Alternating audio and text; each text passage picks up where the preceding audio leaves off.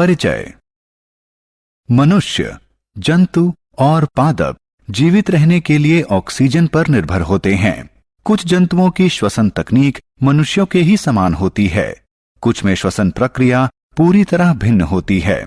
पादपों की श्वसन प्रणाली भी पूरी तरह अलग होती है। इस पाठ में हम जंतुओं और पादपों के श्वसन के बारे में विस्तार से पढ़ेंगे। उद्देश्य। इस पाठ के अंत में आप निम्न करने में सक्षम हो जाएंगे। कीटों में गैस का विनिमय समझाना, केंचुआ कैसे श्वसन करता है यह समझाना, मेंढक के श्वसन के विभिन्न तरीके समझाना, मछली जल में कैसे श्वसन करती है यह बताना, पादपों की श्वसन प्रक्रिया को बताना। कीटों में श्वसन। मनुष्यों ही की तरह कीटों को भी जीवित रहने के लिए ऑक्सीजन की जरूरत होती है। मनुष्यों ही की तरह वे अपशिष्ट के रूप में कार्बन डाइऑक्साइड को उत्पन्न करते हैं, लेकिन मनुष्य के विपरीत टिड्डा, घरेलू मक्खी, तिलचट्टे इत्यादि कीटों में फेफड़े नहीं होते। कीटों में जिस प्रक्रिया से गैसों का विनिमय होता है उसे विसरण कहते हैं। कीटों में श्वसन तंत्र। कीटों के शरीर में वायु उनके शरीर में पाए जाने वाले छिद्रों के द्वारा प्रवेश करती है। इन्हें श्वास रंध्र कहते हैं। श्वास रंध्र कीट के संपूर्ण शरीर में फैले हुए वायु नलियों के संजाल में खुलता है। इन नलियों को श्वास नाल कहते हैं और ये गैसों का विनिमय सुलभ करती हैं। कोशिकाओं तक ऑक्सीजन श्वास नाल तंत्र के माध्यम से पहुंचती है और कोशिका से श्वास नाल तंत्र के माध्यम से कार्बन डाइऑक्साइड से लेकर श्वास रंध्रों से कीट के शरीर से बाहर निकल जाती है। केंचुए में श्वसन। केंचुए जैसे कीटों में फेफड़े नहीं होते, न ही उनके पास नाक होती है। वे अपनी त्वचा से श्वसन करते हैं।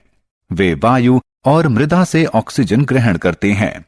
जब ऑक्सीजन उनकी आर्द्र त्वचा के संपर्क में आती है तो यह विभक्त हो जाती है। यह छोटी छोटी रक्त वाहिनियों के माध्यम से ग्रहण होती है और पूरे शरीर में संचारण करती है।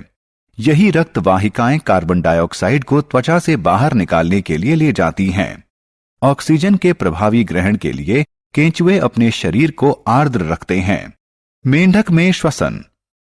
मेंढक में मनुष्यों के समान ही फेफड़े होते हैं। वे अपने फेफड़े का प्रयोग श्वसन के लिए करते हैं, लेकिन उनके फेफड़े ज्यादा विकसित नहीं होते, इसलिए वो दो प्रकार के श्वसन का प्रयोग करते हैं। एक मुख श्वसन और दूसरा त्वचीय श्वसन।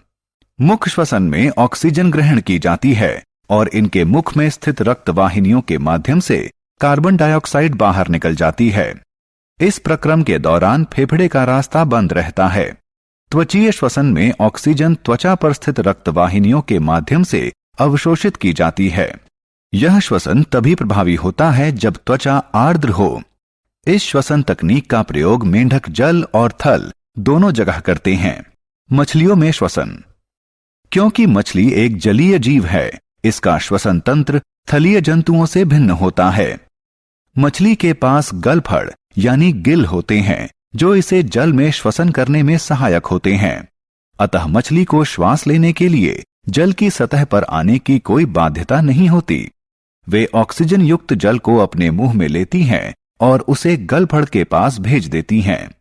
गलफड़ में रक्त वाहिनियां स्थित होती हैं जो ऑक्सीजन को ग्रहण कर लेती हैं और कार्बन डाइऑक्साइड को जल में त्याग देती हैं। ऑक्सीजन विहीन जल फिर गलफड़ के माध्यम से शरीर से निकाल दिया जाता है। पादप और श्वसन। पादपों में श्वसन दो रूपों में होता है। एक, जब पादप के रंध्र ऑक्सीजन ग्रहण करते हैं और कार्बन डाइऑक्साइड निर्मुक्त करते हैं।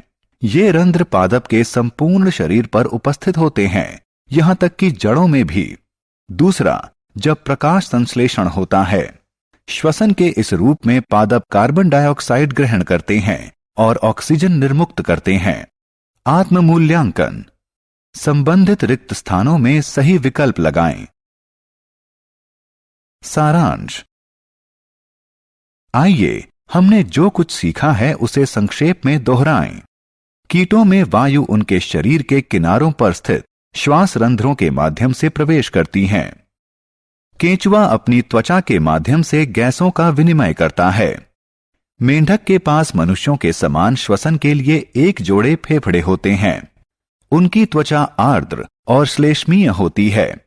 वे अपनी त्वचा से भी श्वसन कर सकते हैं। वे अपने मुख से भी श्वसन करते हैं।